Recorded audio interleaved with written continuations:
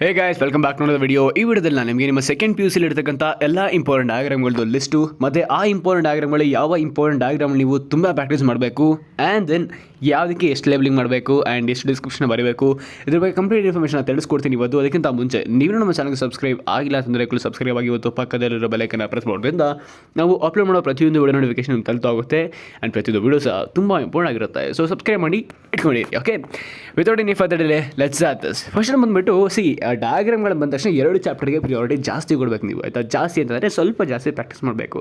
Because ಆ 2 ಚಾಪ್ಟರ್ಲಿ ಡಯಾಗ್ರಾಮ್ಗಳು ತುಂಬ ಜಾಸ್ತಿ ಇದ್ದಾವೆ ಆ್ಯಂಡ್ ಪ್ರೊಬಬಿಲಿಟಿ ಇದೆ ಇಂಥದ್ದು ಕೇಳ್ತಾರೆ ಅಂತ ಇದೆ. ಆದ್ರೂ ಆ ಕೇಳೋದ್ರಲ್ಲೂ ಸ್ವಲ್ಪ ಕನ್ಫ್ಯೂಷನ್ಸ್ ಇದೆ. ಸೊ ಅದಕ್ಕೋಸ್ಕರ ಇದನ್ನು ನೀವು ಪ್ರಾಕ್ಟೀಸ್ ಮಾಡಬೇಕಾಗುತ್ತೆ. ಆ 2 ಚಾಪ್ಟರ್ ಯಾವುದಪ್ಪ ಅಂತಂದರೆ ಒಂದು ಬಂದುಬಿಟ್ಟು ಸೆಕ್ಷುವಲ್ ರಿಪ್ರೊಡಕ್ಷನ್ ಇನ್ ಫ್ಲವರಿಂಗ್ ಪ್ಲಾಂಟ್ಸು, ಇನ್ನೊಂದು ಬಂದುಬಿಟ್ಟು ಹ್ಯೂಮನ್ ರಿಪ್ರೊಡಕ್ಷನ್, ಆಯಿತಾ. ಈ 2 ಚಾಪ್ಟರ್ಲಿ ತುಂಬ ಡಯಾಗ್ರಾಮ್ಸ್ ಇದ್ದಾವೆ ಇನ್ನು ಬಾಕಿ ಎಲ್ಲ ಚಾಪ್ಟರ್ ಕಂಪ್ಯಾರಿಷನ್ಗೆ, ಆಯಿತಾ. ಸೊ ನೋಡ್ಕೊಂಡು ಹೋಗೋಣ. ಫಸ್ಟ್ ಒಂದು ಹ್ಯೂಮನ್ ರಿಪ್ರೊಡಕ್ಷನ್ನಲ್ಲಿ very much important diagram is male and female reproductive system, ಆಯಿತಾ. ಫಸ್ಟ್ ಬಂದು ಮೇಲ್ ರಿಪ್ರೊಡಕ್ಟಿವ್ ಸಿಸ್ಟಮ್ ಡಯಾಗ್ರಾಮ್ ಈ ಥರ ಬರಬೇಕಾಗುತ್ತೆ. ನಾನು ತುಂಬ ಸ್ವಲ್ಪ ಖರಾಬಾಗಿ ಬರ್ತಿದ್ದೀನಿ. ಇದು ವೆನೆವಸ್ ಇದು ಎಕ್ಸಾಮ್ ದಿನ ಪ್ರಾಕ್ಟೀಸ್ ಮಾಡೋಕ್ಕೋಸ್ಕರ ಎಲ್ಲ ಡಯಾಗ್ರಾಮ್ ಬಂದಿಟ್ಕೊಂಡಿದ್ದೆ, ಅದು ಸಿಕ್ತು ಇವತ್ತು, ಅದಕ್ಕೋಸ್ಕರ ವೀಡಿಯೋ ಮಾಡ್ತಿದ್ದೀನಿ. ಇಲ್ಲ ಅಂತಂದಿದ್ರೆ ನಿಮಗೆ ಈ ಥರ ಸಿಕ್ತು ಡಯಾಗ್ರಾಮ್, ಯಾವ ರೀತಿ ಆನ್ಲೈನಲ್ಲಿ ಸಿಗುತ್ತಲ್ಲ ಆ ಥರ ಡಯಾಗ್ರಾಮ್ ಬರ್ತಿತ್ತು. ಅವಾಗ ನಿಮ್ಗೊಂದು ಐಡಿಯಾ ಇರ್ತಿಲ್ಲ. ಸೊ ಈ ರೀತಿ ಡಯಾಗ್ರಾಮ್ ಬರೀಬೇಕು ಹಂಗೆ ಅಂತ ಅಂದ್ಬಿಟ್ಟು. ಇಷ್ಟೊಂದೇ ಖರಾಬಾಗಿ ಬರೋ ಅವಶ್ಯಕತೆ ಇಲ್ಲ, ನೀವು ಹೆಂಗೆ ಬರೀತೀನಿ ಆ ಥರ ಬರೀರಿ. ಆದರೆ ಲೇಬ್ಲಿಂಗ್ ತುಂಬ ಇಂಪಾರ್ಟೆಂಟು. ಈ ಥರ ಬರೋದು ಓಕೆ, ಆಯಿತಾ.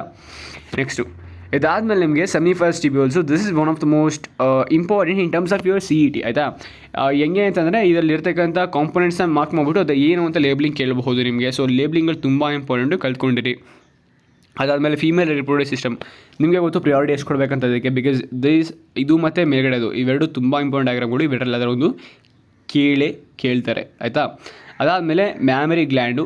This is one of the most important diagrams, ಆಯಿತಾ. ಬಿಕಾಸ್ ಸುಮಾರು ಸತಿ ಕೇಳಿದರೆ ಇದನ್ನು ನಾನಿರಬೇಕಾದ್ರೆ ಅವೆರಡು ಕೇಳಿರಲಿ, ಇದು ಮತ್ತು ಸ್ಟ್ರಕ್ಚರ್ ಆಫ್ ಸ್ಪರ್ಮ್ ಕೇಳಿದರು, ಆಯಿತಾ.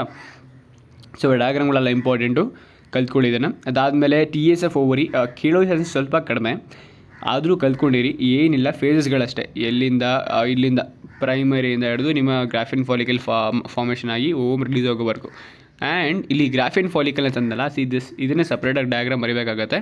ಇಲ್ಲಿ ನೋಡಿ, this is the graphene follicle diagram. ಇದನ್ನು ಸಹ ಕೇಳಿದರೆ ಸುಮಾರು ಸತಿ. ಸೊ ಇದನ್ನು ಕಲ್ತ್ಕೊಂಡಿರಿ. ಬಿಕಾಸ್ ಇದು ನೀವು ಕಲಿಬೇಕಾದ್ರೆ ಸುಮ್ಮನೆ ಮೇಲ್ಗಡೆ ನೋಡ್ಬೇಡಿ, ಆಯಿತಾ. ನಿಮ್ಮ ಬಯಾಲಜಿ ಇಂಟ್ರೆಸ್ಟ್ ಇರುತ್ತೆ ಅಂತಾರೆ ದಯವಿಟ್ಟು ಡೀಟೇಲಾಗಿ ಕಲಿಯಿರಿ ಇದನ್ನೆಲ್ಲ ಡಯಾಗ್ರಾಮ್ಗಳೆಲ್ಲ. ಬಿಕಾಸ್ ಇವು ನಿಮ್ಮ NEET ಅಥವಾ CET ಎಕ್ಸಾಮಲ್ಲಿ ಹೆಲ್ಪ್ ಮಾಡ್ತವೆ. ಅದಾದಮೇಲೆ ಓಜೆನೆಸಿಸ್ ಮತ್ತು ಸ್ಪರ್ಮಾಟೋಜೆನೆಸಿಸ್. ಇದು ತುಂಬ ಇಂಪಾರ್ಟೆಂಟು.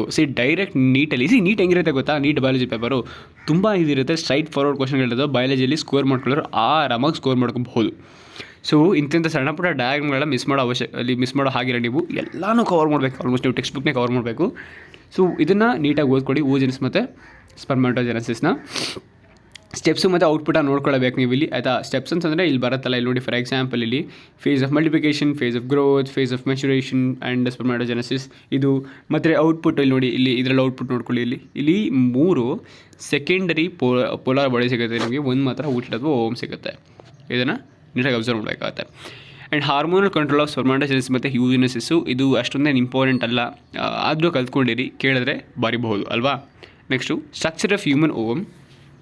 ಇದು ಇಂಪಾರ್ಟೆಂಟ್ ಕ್ವಶನ್ನೇ, ಆದರೆ ಸುಮಾರು ಸತಿ ರಿಪೀಟ್ ಆಗಿಲ್ಲ. ಸೊ ಕಲ್ತ್ಕೊಂಡು ಇಟ್ಕೊಂಡಿರಿ, ಆಯಿತಾ. ಆಮೇಲೆ ಮೆನ್ಸ್ಟ್ರುಯಲ್ ಸೈಕಲ್ ನನ್ನ ಪ್ರಕಾರ ಕೇಳೋದಿಲ್ಲ. ಬಿಕಾಸ್ ತುಂಬ ದೊಡ್ಡ ಡಯಾಗ್ರಾಮ್, ಡಿಸ್ಕ್ರಿಪ್ಷನ್ಸ್ ಜಾಸ್ತಿ ಬರಬೇಕು. ಮೇಬಿ ಕೇಳಿದ್ರೆ ಎಕ್ಸ್ಪ್ಲೈನ್ ಮೆನ್ಸ್ಟ್ರುಯಲ್ ಸೈಕಲ್ ಅಂತ ಕೇಳ್ಬೋದು. ಅದು ಬಿಟ್ಟರೆ ಬೇರೆ ಥರ ಕ್ವಶನು ಎಕ್ಸ್ಪೆಕ್ಟ್ ಮಾಡೋಕ್ಕಾಗೋದಿಲ್ಲ. Next fertilization. ಇದು ಸಹ ತುಂಬ ಇಂಪಾರ್ಟೆಂಟ್ ಡಯಾಗ್ರಾಮೇ, ಕಲ್ತ್ಕೊಂಡಿರಿ. ಅದಾದಮೇಲೆ ಕ್ಲೀವೇಜು, ಇದು ಇನ್ ಟರ್ಮ್ಸ್ ಆಫ್ CET ತುಂಬ ಇಂಪಾರ್ಟೆಂಟು. ಆಮೇಲೆ ಬ್ಲಾಸ್ಟೋಸಿಸ್ಟು ಇದು ತುಂಬ ಇಂಪಾರ್ಟೆಂಟ್ ಅಂತ ಏನು ಹೇಳೋದಿಲ್ಲ. ಬಿಕಾಸ್ 2 ಮಾರ್ಕ್ಸ್ ಕೇಳಿದ್ರು ಬರೀಬೋದು. ಬಿಕಾಸ್ ತುಂಬ ಸಿಂಪಲ್ ಡಯಾಗ್ರಾಮ್ ಇದು, ಕೇಳೋ ಸ್ವಲ್ಪ ಕಡಿಮೆನೇ. ಪ್ಲಾಸೆಂಟಾ ಕೇಳಿದ್ದಾರೆ ಸುಮಾರು ಸತಿ, ಸೊ ಕಲ್ತ್ಕೊಂಡಿರಿ. ಅದಾದಮೇಲೆ ಸೆಕ್ಷುವಲ್ ರಿಪ್ರೊಡಕ್ಷನ್ ಫ್ಲವರಿಂಗ್ ಪ್ಲಾಂಟ್ಸ್. ಈ ಒಂದು ಚಾಪ್ಟ್ರಲ್ಲಿ ಟಿಪಿಕಲ್ ಏಂಜಲ್ಸ್ ಫ್ರಮ್ ಫ್ಲವರ್ ಕೇಳ್ತಾರೆ ನಿಮಗೆ. ಇದು ಕೇಳೋದು ಸ್ವಲ್ಪ ಕಡಿಮೆನೇ ಇದೆ. ನಾನು ಹೇಳ್ಬೇಕಾದ್ರೆ ಕೇಳಿದ್ದು ಅದೃಷ್ಟವಶಾತ್, ಆದರೆ ಈಸಿ ಆಗಿತ್ತಲ್ವ, ಹಾಕ್ಬಿಟ್ಟು ಬಂದಿದ್ದು. ಒಂದು ಐಬಿಸ್ಕಸ್ ಬರೆದ್ರೆ ಸಾಕು ನಿಮಗೆ, ಐಬಿಸ್ಕಸ್ ಬಿಡಿಸಿದ್ರೆ ಸಾಕು. ಅದಾದಮೇಲೆ TSF ಆ್ಯಂಥರ್, ಹೆಂಗೆ ಆ್ಯಂಥರು ಇದು TSF ಆ್ಯಂಥರ್ ಇದು ಕಲಿಯಬೇಕಾಗತ್ತೆ ನೀವು. 2ರಿಂದ 3 ಮಾರ್ಕ್ಸ್ಗೆ ಕೇಳ್ತಾ ಇರ್ತಾರೆ ಇದನ್ನು. ಅದಾದ್ಮೇಲೆ ಬಂತು ನೋಡಿ ಕಿಂಗ್. ಇವಾಗ TS ಆಫ್ ಹಿಂಗೆ ಆನ್ಸರು ತುಂಬ ಇಂಪಾರ್ಟೆಂಟ್ ಡಯಾಗ್ರಾಮು ಇದು, ಮತ್ತು ಮೈಕ್ರೋಸ್ಪೊರೋಜೆನೆಸಿಸ್ ಮೈಕ್ರೋಸ್ಪೊರಾಂಜಿಯಮ್ ಇದು ತುಂಬ ಇಂಪಾರ್ಟೆಂಟು. ಮತ್ತು ಡೆವಲಪ್ಮೆಂಟ್ ಆಫ್ ದ ಪೋಲಂಗ್ರೇನು ಇದು ಒಂದು ಕಡೆ ಆದರೆ ಪೋಲಂಗ್ರೇನ್ ಡಯಾಗ್ರಾಮ್ ಇನ್ನೊಂದು ಕಡೆ ಇರುತ್ತೆ. ಪೋಲಂಗ್ರೇನ್ ಡಯಾಗ್ರಾಮ್ಗೆ ವೆಯ್ಟೇಜ್ ಜಾಸ್ತಿ ಇರುತ್ತೆ. ಲೈಕ್ ಪ್ರಿಯಾರಿಟಿ ಜಾಸ್ತಿ ಕೊಡಿ, ಬಿಕಾಸ್ ಇದು ಸಿಂಪಲ್ ಆಗಿದೆ ಅಂತ ಬಿಟ್ಬಿಡಿ. 3 ಮಾರ್ಕ್ಸ್ಗೆ ಕೇಳ್ತಾರೆ. ಸೊ ಇದನ್ನು ಪ್ರಾಕ್ಟೀಸ್ ಮಾಡಿಕೊಡಿ. ಅದೇನೇನು ಪ್ರಾಕ್ಟೀಸ್ ಮಾಡೋದಕ್ಕೆ ಅದೇ ಸ್ಪೈನ್ಸ್, ಅದೇ ವೆಜಿಟೇಟಿವ್ ಸೆಲ್ಲು, ಎಕ್ಸೇನು, ಇಂಟೇನು ಮತ್ತು ಜರ್ಮಿನೇಟಿವ್ ಸೆಲ್ಸು ಇಷ್ಟೇ, ಅದರಲ್ಲಿ ಏನೂ ಇಲ್ಲ, ನೋಡಿಕೊಂಡ್ರೆ ಗೊತ್ತಾಗ್ಬಿಡುತ್ತೆ ನಿಮಗೆ, ಆಯಿತಾ. ಸೊ ಸಣ್ಣ ಪುಟ್ಟ ಡಯಾಗ್ರಾಮ್ಗಳು. ಮತ್ತು ಸ್ಟ್ರಕ್ಚರ್ ಆಫ್ ಕಾರ್ಪೆಲು ಕೇಳ್ದೇನೆ ಇರ್ಬೋದು. ಅದರಲ್ಲಿ ಬಂತು ನೋಡಿ, ಇದು ಸುಮಾರು ಸರಿ ಕೇಳಿದ್ದಾರೆ. VS of anatropous ovule, this is most important diagram. And then ಅದಾದಮೇಲೆ ಇದನ್ನೇ ಕೇಳ್ಬೋದು ನಿಮಗೆ, ಮೆಗಾಸ್ಪೊರೋಜೆನೆಸಿಸ್ಸು ಅಷ್ಟೊಂದೇನು ಇಂಪಾರ್ಟೆಂಟ್ ಅಲ್ಲ, ಸ್ಟೆಪ್ಸ್ ಕೇಳಿದ್ರೆ ಬರೀಬೇಕಾಗತ್ತೆ ನೀವು. ಆಮೇಲೆ ಫಾರ್ಮೇಷನ್ ಆಫ್ ಫೀಮೇಲ್ ಗೆಮಿಟೋಫೈಟು ಇಂಪಾರ್ಟೆಂಟು. ಮತ್ತು ಹೈಡ್ರೋಫಿಲಿನ್ ವ್ಯಾಸೆಲೇರಿಯಾ ಇದು ನಿಮಗೆ ಕ್ವಶನ್ ಕೇಳ್ತಾರೆ, ಎಕ್ಸ್ಪ್ಲೇನ್ ಹೈಡ್ರೋಫಿಲಿನ್ ವ್ಯಾಸೆಲೇರಿಯಾ ಅಂತಂದ್ಬಿಟ್ಟು ಕೇಳ್ತಾರೆ. ಅವಾಗ ಡಯಾಗ್ರಾಮ್ ಬರೆದು ಎಕ್ಸ್ಪ್ಲೇನ್ ಮಾಡಬೇಕಾಗತ್ತೆ ನೀವು. ಡಬಲ್ ಫರ್ಟಿಲೈಸೇಷನ್ ತುಂಬ ಇಂಪಾರ್ಟೆಂಟು. ಇವಾಗ ಇದೆಯಲ್ಲೂ ಗೊತ್ತಿಲ್ಲ, ಒಟ್ಟಿನಲ್ಲಿ ಇದು ತುಂಬ ಇಂಪಾರ್ಟೆಂಟ್ ಡಯಾಗ್ರಾಮು. ಅದಾದಮೇಲೆ ಡೈಕಾಟ್ ಮತ್ತು ಮೋನೋಕಾಟ್ ಎಂಬ್ರಿಯೋ ತುಂಬ ಇಂಪಾರ್ಟೆಂಟು. 2 ಅಥವಾ 3 ಮಾರ್ಕ್ಸ್ಗೆ ಕೇಳ್ತಾ ಇರ್ತಾರೆ ಅವಾಗ. ಇದನ್ನು ಕೇಳೋದಿಲ್ಲ ಅಂತ ಅನ್ಕೋತೀನಿ. ಇದನ್ನು ನಿಮಗೆ ಮೆಚೂರ್ಡ್ ಎಂಬ್ರಿಯೋಸಾಕ್ ಫಾರ್ಮೇಷನ್ನು ಸ್ಟೆಪ್ ಬೈ ಸ್ಟೆಪ್ ಪ್ರೋಸೆಸ್ಸು. ಅದು ಬಿಟ್ಟರೆ ಇನ್ನು ಬಾಕಿ ಇನ್ನೆಲ್ಲ ಸ್ಕೇಲ್ ಪೆನ್ಸಿಲ್ ಯೂಸ್ ಮಾಡೋ ಡಯಾಗ್ರಾಮ್ಗಳು ಇರೋದು ನಿಮಗೆ ಇಲ್ಲಿ. ಸೊ ನೋಡ್ಕೊಂಡು ಹೋಗೋಣ. ಇದರಲ್ಲಿ ಬರೋದಾದರೆ ನಿಮಗೆ ಒಂದು DNA ರೆಪ್ಲಿಕೇಶನ್ ಸಿಗುತ್ತೆ. ಫಸ್ಟ್ ಬಂದುಬಿಟ್ಟು ತುಂಬ ಇಂಪಾರ್ಟೆಂಟ್ ಆ್ಯಂಡ್ ಲ್ಯಾಕ್ ಆರ್ ಪರೌಂಡ್ಸ್. ಇವೆಲ್ಲ ಕಾನ್ಸೆಪ್ಟ್ಗಳಾಯ್ತಾ, ಇವೆಲ್ಲ ಡಯಾಗ್ರಾಮ್ಗಳು ಅನ್ಕೋಬೇಡಿ, ಕಾನ್ಸೆಪ್ಟ್ಗಳು. ನೀವು ಇದನ್ನು ನೋಡ್ಕೊಂಡು ಎಕ್ಸ್ಪ್ಲೇನ್ ಮಾಡಿದ್ರೆ ಡೀಟೇಲಾಗಿ ಏನಿದೆ ಇದರಲ್ಲಿ ತಂದ್ಬಿಟ್ಟು. ಅದಾದಮೇಲೆ ಟ್ರಾನ್ಸ್ಕ್ರಿಪ್ಷನ್ ಯೂನಿಟು ತುಂಬ ಇಂಪಾರ್ಟೆಂಟ್, ಈಸಿ ಡಯಾಗ್ರಾಮು ಕಲ್ತ್ಕೊಬೇಕಾಗುತ್ತೆ ನೀವು. ಅದಾದಮೇಲೆ structure of antibody and life cycle of HIV. This not life cycle, ಇದು ಡೆವಲಪ್ಮೆಂಟ್ ಆಫ್ HIV ಅಂತ ಅನ್ಕೋತೀನಿ, like body in the human body, ಆಯಿತಾ. ಇದಾದಮೇಲೆ ಬಯೋಗ್ಯಾಸ್ ಪ್ಲಾಂಟು, ಇದನ್ನು ಹೇಳೋ ಅವಶ್ಯಕತೆ ಇಲ್ಲ, 7th ಓದ್ಕೊಂಡ್ಬಂದಿರ್ತಾರೆ, ಅದನ್ನು ಬರೀತಾರೆ. Gel electrophoresis, simple stir tank bioreactor, ಮತ್ತು PBR 322 recombinant DNA technology, one of most important diagrams. So ಇದಿಷ್ಟು ನಿಮ್ಮ ಇಂಪಾರ್ಟೆಂಟ್ ಡಯಾಗ್ರಾಮ್ಗಳ ಲಿಸ್ಟ್, ಆಯಿತಾ. ಸೊ ಇದನ್ನು ಬಿಟ್ಟರೆ ಬೇರೆ ಏನು ಕಲಿಬೇಕಂದ್ರೆ ನೀವು ನನಗೆ ಗೊತ್ತಿರೋ ಪ್ರಕಾರ ನೀವು ಇದರಲ್ಲಿ ಪ್ರಿನ್ಸಿಪಲ್ ಆಫ್ ಇನ್ಹೆರಿಟೆನ್ಸಲ್ಲಿ ನೀವು ಇದು ಕಲಿತೀರ, ಮೆಂಡೆಲಿಯಸ್ ಎಕ್ಸ್ಪೆರಿಮೆಂಟ್ಸ್ಗಳು, ಅದನ್ನು ಡಯಾಗ್ರಾಮ್ ಅನ್ನಲ್ಲ, ಅದೆಲ್ಲ ಚಾರ್ಟ್ಗಳು ನೀವೇ ಬರೀಬೇಕಾಗತ್ತೆ.